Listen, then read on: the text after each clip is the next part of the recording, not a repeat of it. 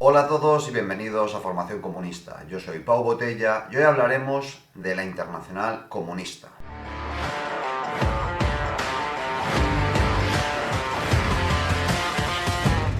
Bienvenidos a un nuevo vídeo del canal La Información Comunista. Hoy tenemos la oportunidad de meternos de lleno en uno de los temas más interesantes, sin lugar a dudas, del desarrollo del movimiento comunista durante el siglo pasado y que aún a día de hoy sigue siendo objeto de debate. En el vídeo de hoy hablaremos del desarrollo de uno de los organismos más importantes que desarrolló el movimiento obrero y revolucionario en Rusia, la Internacional Comunista, la Tercera Internacional o la Comintern, que rompería abiertamente el campo internacional del socialismo y demostraría que la clase obrera tenía posibilidades de organizarse de manera revolucionaria al margen de los grandes partidos socialdemócratas y reformistas que habían traicionado la revolución en todos los sentidos. Aún así, la Internacional Comunista estuvo repleta de errores que hoy analizaremos de manera general, que nos dan una idea de hasta qué punto ignorar el eso nacional, ignorar la patria, la nación, puede tener un precio demasiado alto a pagar. Todo lo que voy a decir en este vídeo va a estar basado en lo desarrollado por Roberto Vaquero en su artículo La Internacional Comunista, publicado en el número 2 de la revista Historia de las Ideas, que os dejo el link en la descripción para que vayáis a verlo, porque se profundiza, pues obviamente, mucho más que en lo que vamos a hacer en este vídeo, que es un artículo repleto de fuentes interesantes que creo que os pueden servir muchísimo. La Internacional Comunista fue un organismo promovido y constituido por los bolcheviques tras la Revolución de Octubre de 1917 en Rusia. Los bolcheviques anteriormente habían formado parte de la Segunda Internacional, con el objetivo de que la clase obrera a nivel internacional tuviera un centro de mando, una organización en la que coordinarse para luchar contra el capitalismo en términos mundiales. La Segunda Internacional se fue corrompiendo hasta el punto de convertirse en una central de partidos totalmente asimilados por el poder, incapaces de hacer ninguna revolución y que habían dejado de lado, en todos los sentidos, la idea de derrocar el capitalismo para sustituirla por la idea de reformarlo poco a poco hasta llegar al socialismo. Lenin fue una de las voces más discordantes en esta Segunda Internacional, pero la verdadera brecha se crearía con el inicio de la Primera Guerra Mundial. Debemos recordar que en la Segunda Internacional ya existía un pacto previo, conocido como la Resolución de Basilea de 1912, en el que los partidos de la Segunda Internacional habían pactado que si se daba una guerra entre grandes potencias capitalistas, la posición de los partidos socialdemócratas, socialistas en términos generales, tenía que ser oponerse a la guerra y apoyar la lucha de los trabajadores contra la burguesía, porque era una guerra colonialista, basada en intereses totalmente ajenos a los intereses del pueblo y de los trabajadores, y que solo servía para asentar las conquistas de los estados que más tarde se verían involucrados en la Gran Guerra. Una vez inició esta guerra, la realidad fue otra. La mayoría de grandes partidos socialdemócratas de la Segunda Internacional traicionaron este pacto. Muchos de ellos votaron a favor de los créditos de guerra y defendieron el derecho de sus países a invadir otros países por los objetivos coloniales de su burguesía nacional. Lenin desde un principio se mostró reacio a esta postura tan oportunista, que vendía el programa de los trabajadores, que vendía el objetivo de la revolución para contentar a los estómagos agradecidos de sus países respectivos. Cuando se inició la Gran Guerra, se fueron desarrollando distintas posturas, aparte de esta que ya he mencionado, que proponían distintas vías para afrontar esta situación tan complicada para la clase obrera internacional que se había involucrada en este conflicto bélico. Por un lado estaba el ala social chauvinista, que es la que he mencionado antes. Este término se utiliza muchísimo en la tradición marxista para denominar a aquellos que ante una guerra imperialista, ante un conflicto colonial como el que fue la Primera Guerra Mundial, apoyan la idea de que la clase obrera tiene que defender los intereses bélicos de guerra de su propia burguesía, de su propia oligarquía. Por otro lado, estaba la corriente centrista, que aunque no apoyaba la idea de los créditos de guerra, tampoco apoyaba la idea de que la guerra mundial fuera un momento para hacer la revolución. Y finalmente encontramos el ala internacionalista, que sin lugar a dudas su mayor representante en ese sentido fue Lenin, que era la que defendía que la clase obrera debía aprovechar estos momentos de debilitamiento de las distintas burguesías internacionales para organizarse a nivel internacional, mundial, estrechar esos lazos y acelerar el proceso revolucionario para la toma del poder. En el contexto de la pugna de estas distintas corrientes, se convocó la conocida Conferencia de Zimmerwald, una conferencia en 1915 en la que ya se debatió la posibilidad de separarse de la Segunda Internacional por la traición a la resolución de Basilea y a los objetivos de la clase obrera en términos generales, y establecer un camino internacional distinto para los revolucionarios. En ese momento, Lenin ya intentaba por todos los medios crear un organismo internacional distinto que les permitiese coordinarse a los revolucionarios de todo el mundo sin estar dentro del juego del reformismo, la socialdemocracia y el socialchauvinismo que caracterizaba a esos grandes partidos de la socialdemocracia, sobre todo europea. La realidad es que Lenin encontró muchísima oposición, incluso dentro de su partido, a esta idea, y que no sería hasta 1918, tras haber triunfado la Revolución de Octubre el año anterior,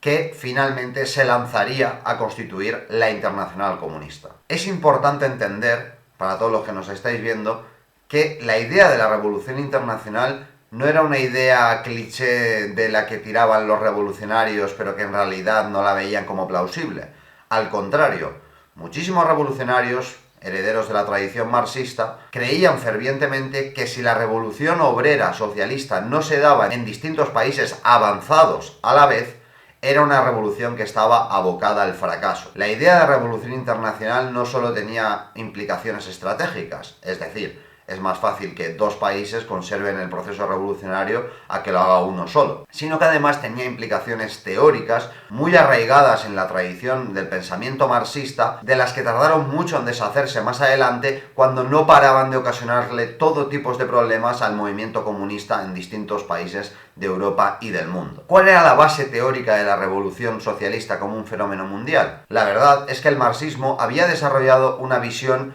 bastante antagónica de lo que representaba la patria y la idea de la nación respecto al movimiento de la clase obrera y el futuro en general de la humanidad. Los marxistas veían como el capitalismo se expandía a nivel mundial, borraba fronteras nacionales, a la vez que fundaba naciones de grandes dimensiones en las que parecía que su razón principal de ser era proteger la propiedad privada de una burguesía ascendente que quería lanzarse a la realización de sus mercancías y a seguir explotando a los trabajadores. La relación de los marxistas con la cultura nacional y con la idea de la nación es algo que hemos tratado en otros vídeos. De hecho, lo tratamos más en profundidad en un directo que se denominaba ¿Se puede ser comunista y patriota?, que os recomiendo ver para tener una visión más completa de este vídeo. La realidad es que para muchos comunistas de ese entonces, la idea de que la clase obrera fuera un sujeto que solo se limitase a lo nacional era absurda, porque veían que la clase obrera emigraba, se mezclaba y que poco a poco todo lo nacional y sobre todo tradicional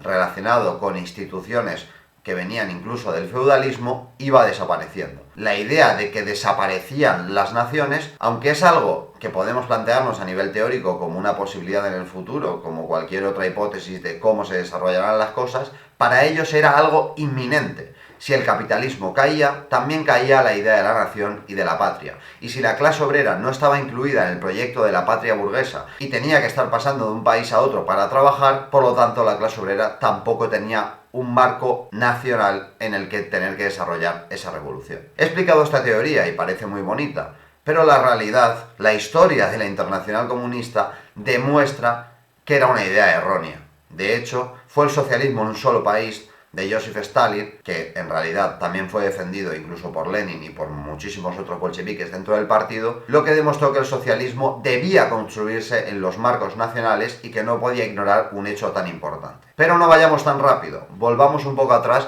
porque ya desde el principio fueron varios eventos los que fueron dando idea a los comunistas de que en realidad esa idea de la revolución mundial no podía ser seguida a pies juntillas, ya que los acontecimientos que vivieron al final pues les demostraban lo contrario. Uno de los fenómenos más importantes que demostró que la cuestión nacional sí importaba, sin lugar a dudas, fue el pacto de Brest-Litovsk. Este pacto, firmado por los bolcheviques con Alemania en marzo de 1918, fue el pacto por el que los bolcheviques establecieron una paz con el Imperio Alemán, Bulgaria, el Imperio Austrohúngaro, el Imperio Otomano y, pues, la Rusia soviética como tal. Recordemos que los bolcheviques ya estaban inmersos en una guerra civil para defender la revolución y que Alemania, reclamando sus pertenencias por la guerra mundial, invadió el país con el objetivo de recuperar sus tierras o incluso un poco más. Los bolcheviques desde un principio, al igual que hicieron con el resto de ejércitos extranjeros, se opusieron a cualquier tipo de pacto porque tenían asumido que la revolución iba a ser algo que casi de manera espontánea se iba a dar a nivel internacional, sobre todo en los países avanzados de Europa y entre ellos Alemania. Sin embargo,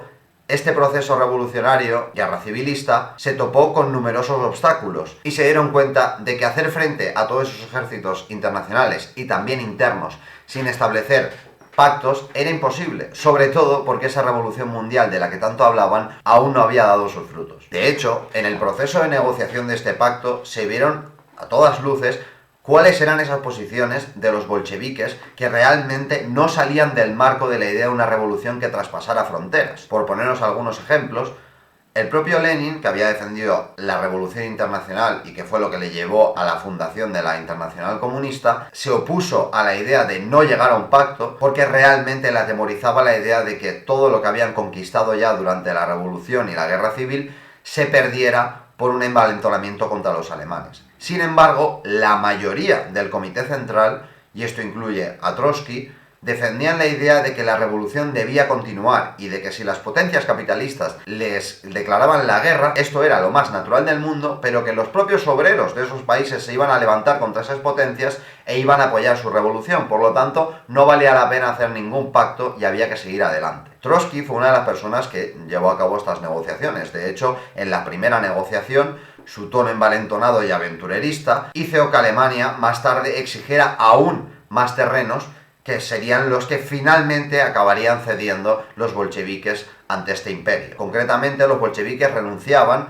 a Finlandia, Polonia, Estonia, Livonia, Curlandia, Lituania, Ucrania y Besarabia. Además, también entregaban Ardahan, Kars y Batumi al Imperio Otomano. En este proceso, los bolcheviques llegaron a proponer al Imperio Alemán, por ejemplo, la oportunidad de mezclar a cierto número de miembros del ejército alemán con ciertos números de miembros del ejército rojo soviético para poder debatir con ellos e influenciarles ideológicamente. Personas como Trotsky habían enunciado la idea de que cuando se hiciera la revolución en Rusia, por ejemplo, en China también sería la revolución y caerían las fronteras y Rusia y China pasarían a ser un país unificado. Este era el tipo de ideas que rondaban la cabeza de algunos revolucionarios de entonces, pero había unos revolucionarios más pragmáticos que otros. Lenin, aunque creía en la revolución internacional fervientemente, y esa fue la razón principal por la que creó la Internacional Comunista, sobre todo para que se hiciera la revolución en Europa y por lo tanto pudiese triunfar la revolución en Rusia,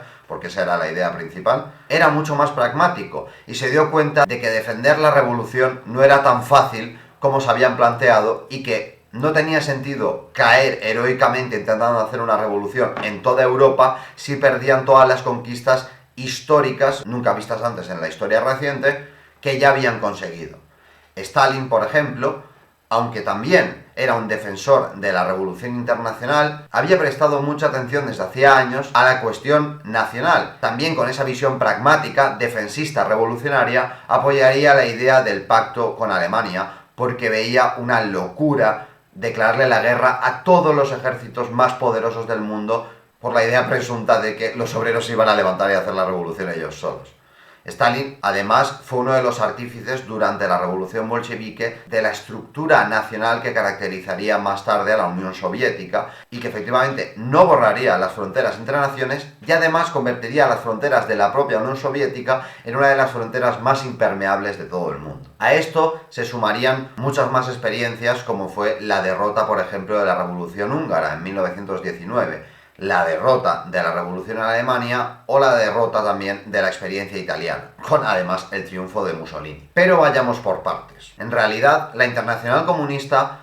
no se fundaría como tal hasta 1919, cuando los bolcheviques juntaron a un total de 52 delegados internacionales, en concreto representantes de 35 organizaciones de 21 países distintos, pero que, de entre ellos, solo el partido bolchevique era un partido fuerte y con relevancia. Sí, la idea de la Internacional Comunista, que después marcaría la política internacional en un montón de países, empezó como una idea no respaldada por organizaciones con capacidad organizativa y revolucionaria. De hecho, uno de los pocos representantes con algo de relevancia era el representante del Partido Comunista de Alemania, que más tarde votaría en contra de la idea de crear una tercera internacional, aunque se quedaría en minoría. Cuando ganaron esta votación se declaró disuelta la Unión Zimmerwaldiana, heredera de la Conferencia de Zimmerwald de 1915, y se transformó oficialmente ese 4 de marzo de 1919 en el primer Congreso de la Internacional Comunista, de la Comintern, o Tercera Internacional. El segundo Congreso de la Internacional Comunista se celebraría en 1920 y se celebraría marcado por uno de los eventos más importantes en relación a la idea del hecho nacional que había habido hasta entonces. Durante el proceso revolucionario en Rusia y la guerra civil, Polonia invadiría Rusia y el Ejército Rojo respondería con una ofensiva en territorio polaco que creían se iba a transformar en un proceso revolucionario en la propia Polonia. Una idea muy utópica, heredada de la idea de la revolución mundial. La realidad es que Polonia respondió sorprendentemente a esta ofensiva y repelió a los soviéticos. Esta derrota marcó a los comunistas de entonces porque se dieron cuenta de que esa revolución internacional no paraba de dar errores. Aunque dentro del marco del Imperio ruso habían conseguido desarrollar la revolución, no conseguían traspasar las fronteras como ellos creían. Pacto de Brest-Litov, las derrotas que hemos mencionado y la derrota contra Polonia, hicieron que muchísima gente, como dice el historiador E.H. Carr, empezase a concebir al Ejército Rojo como un ejército nacional. Y muchos líderes revolucionarios hablaban de la guerra civil revolucionaria en Rusia como una guerra de liberación nacional y no como una guerra internacional para hacer la revolución, que es una diferencia importante. Aquí es donde se asentaría la línea del defensismo revolucionario, es decir, donde se empezaría ya a abandonar esa idea de que había que hacer una revolución permanente en todos los países del mundo hasta conseguir el socialismo a nivel mundial. De hecho, se justificó con la idea de que la experiencia soviética era el único lugar en el mundo donde se había consolidado ese poder obrero y revolucionario, y en el resto de países aún no se había hecho tal cosa. Por lo tanto, la prioridad debía ser defender la revolución, que debía extenderse a todo el mundo, porque esta idea sí que seguía en marcha. De hecho, la Comintern representaba un partido internacional y su objetivo era crear secciones nacionales de ese mismo partido internacional que desarrollasen la misma táctica de los bolcheviques en otros países para intentar llegar al mismo punto, a la misma conquista del poder revolucionario. Ya para entonces, la Comintern empezó a hacer ciertos cambios internos para asegurar que el centro de mando se conservase en Rusia, porque al final era el único centro de mando donde no iban a ser perseguidos, donde podían nutrirse directamente de la experiencia revolucionaria y también podían defender de manera más efectiva sus intereses nacionales respecto a las posibles agresiones internacionales contra la revolución bolchevique. Entre otros cambios que se hicieron a nivel interno, uno de los más importantes fue el de dotar a los delegados de la Internacional Comunista de poderes absolutos y extraordinarios. La Internacional Comunista funcionaba a través de delegados que enviaban a distintos países para controlar y desarrollar la actividad de los partidos nacionales o de las secciones nacionales. Estos delegados tenían la capacidad de disolver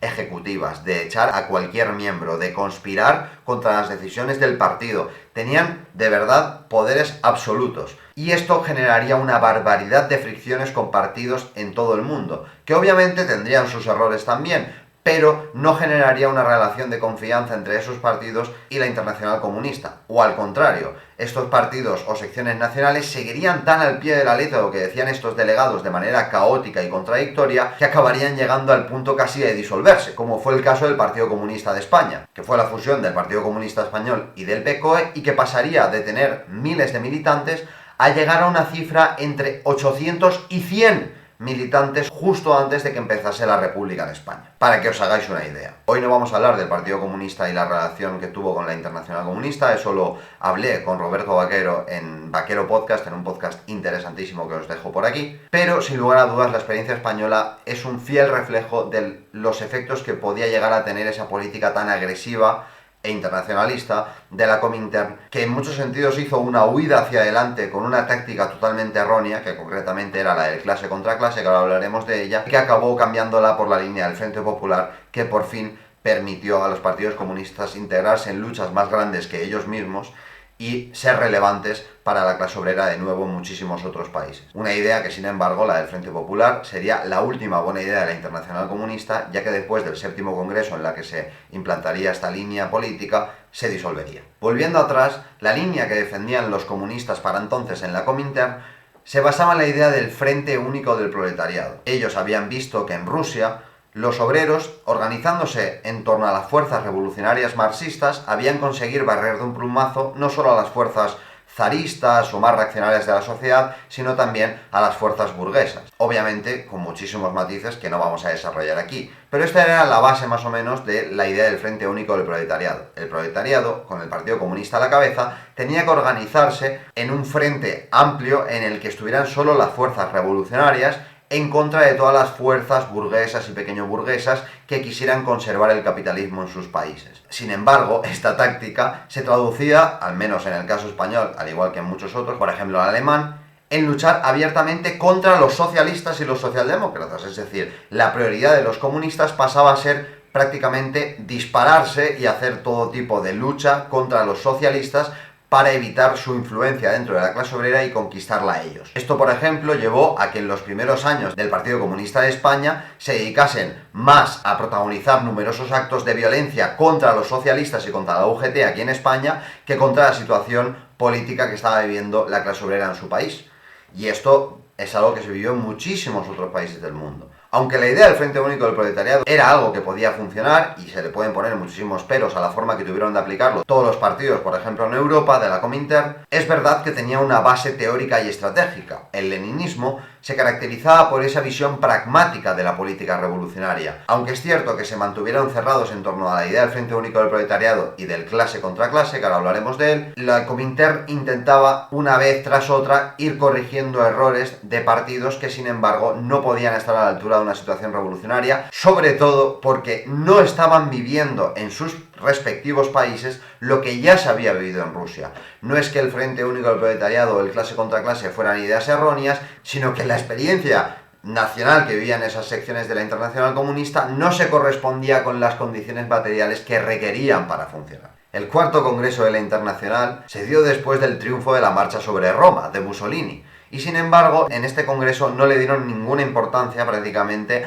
a este evento y se centraron en otras cuestiones relacionadas con la experiencia soviética y la relación de los partidos con la Comintern. El quinto congreso de la Internacional se celebraría un año después, en 1924, y fue el primer congreso donde Lenin no participaría de manera definitiva. En este congreso se llevó a cabo una de las medidas más importantes de la Comintern, que fue el conocido decreto de bolchevización. En el periodo entre el cuarto congreso y el quinto congreso de la Internacional Comunista se había dado la derrota del movimiento revolucionario alemán, y los bolcheviques, empecinados en defender su línea política, defendieron la idea de que lo que había que hacer era formar cuadros en todo el mundo, intensificar la centralización en relación al programa y las decisiones a tomar por parte de todas las secciones internacionales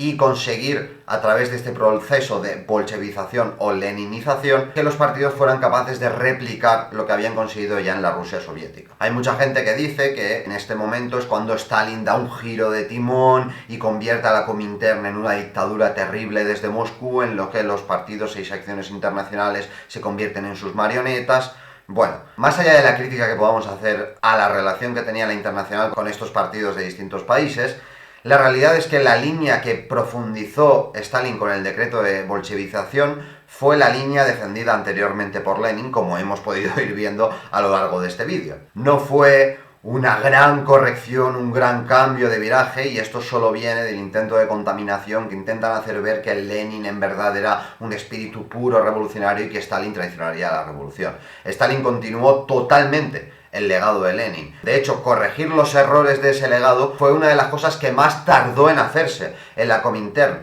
mientras que se incidía una y otra vez en leninizar a esos partidos nacionales para que fueran tan buenos o se adaptaran tan bien a la situación como lo habían hecho los bolcheviques en Rusia. De hecho, profundizando en esta línea tan estrecha, en el noveno pleno de lo que era la ejecutiva de la Comintern, la CEIC, que tenía prácticamente más poder que un congreso dentro de la Internacional Comunista para decidir cosas, se refrendaría la línea del clase contra clase, la idea de que las etapas de la revolución en los distintos países del mundo se habían quemado porque había un proceso de revolución internacional socialista y que la experiencia bolchevique, la experiencia triunfal de octubre, era la llama que había encendido un proceso revolucionario obrero en todo el mundo que no se podían entretener en etapas intermedias en las que se llegara a pactos, por ejemplo, con los socialdemócratas. No se podían permitir esa clase de pactos con reformistas, sino que había que hacer una guerra abierta contra ellos. de esta línea saldría una de las peores posiciones políticas que emergieron de la experiencia soviética en relación al fascismo, que era la idea de que los socialdemócratas en realidad eran socialfascistas, es decir, habían pasado de ser potenciales aliados a ser enemigos de la clase obrera que además ayudaban al fascismo a tomar el poder y frenar la revolución. La idea del socialfascismo no es ninguna tontería. Bukharin llegó a definir, por ejemplo, el fascismo como la coalición entre la burguesía y el socialismo. Esto es algo que nos recuerda incluso lo que dicen los liberales hoy, que el fascismo es de izquierdas y que son los socialistas. O sea, esta idea estuvo en la Internacional Comunista. Y aunque es verdad que tardó en refrendarse a nivel formal, la idea del socialfascismo se extendió rapidísimo dentro de las filas de la Internacional Comunista, deformando la realidad hasta unos puntos insospechados, poniendo a los comunistas en una posición de debilidad y de sectarismo totalmente alejados de las verdaderas preocupaciones que tenían los obreros y que al final llevaría a que les saliera el tiro por la culata en todos los sentidos. De hecho, adelantándonos un poco, lo que llevaría a la idea del Frente Popular, es decir, a la unión de los obreros revolucionarios con todas las fuerzas que pudieran oponerse al fascismo, fue el triunfo de Hitler y la persecución y la represión que sufrieron los comunistas en Alemania, ya que en muchos sentidos, si Hitler subió con tanta facilidad al poder, fue por la táctica tan sectaria y separada de las tareas del momento que aplicaron los comunistas alemanes. Y esto se ve perfectamente reflejado en los discursos sobre el fascismo que desarrolló Dimitrov en la última etapa de la Internacional Comunista. Recordemos que hasta ahora la Internacional Comunista solo había recogido fracasos, aún no se había dado esa revolución internacional, aún no se había dado ni siquiera la toma del poder en un país distinto a la Unión Soviética.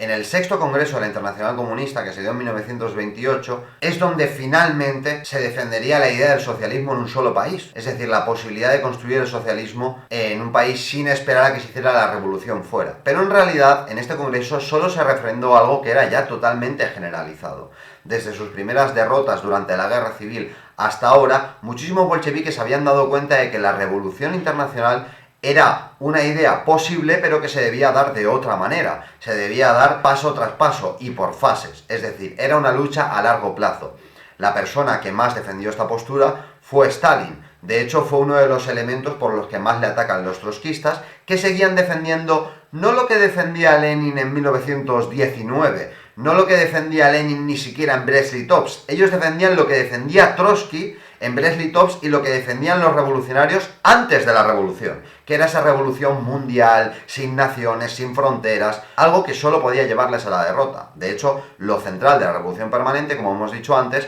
es la idea de que en Rusia no podía triunfar la revolución si no se daba antes en los países avanzados europeos. Algo que hubiera destruido a la revolución bolchevique desde el principio y que no hubiera permitido a la experiencia más triunfal y ejemplar del movimiento obrero revolucionario organizado del mundo llegar a donde llegó. En el 11º pleno de la CEIC, otra vez de la ejecutiva de la Comintern, se volvió a refrendar la idea más tarde de que la socialdemocracia, literalmente voy a leer la frase, era un proceso continuo de evolución hacia el fascismo. Hasta estos puntos llegó la profundización en el error táctico y teórico de la Comintern. También hay que decirlo, en el 7º Congreso, que sería el congreso en el que se corrigió esta postura y se llegó al Frente Popular, la Comintern por fin recogió los frutos de una buena política internacional comunista, reconociendo el hecho nacional como algo importante, entendiendo que los partidos comunistas tenían que estar no solo pendientes de luchar contra la influencia de los socialdemócratas en el movimiento obrero, sino en el aquí y ahora de la realidad política de sus respectivos países,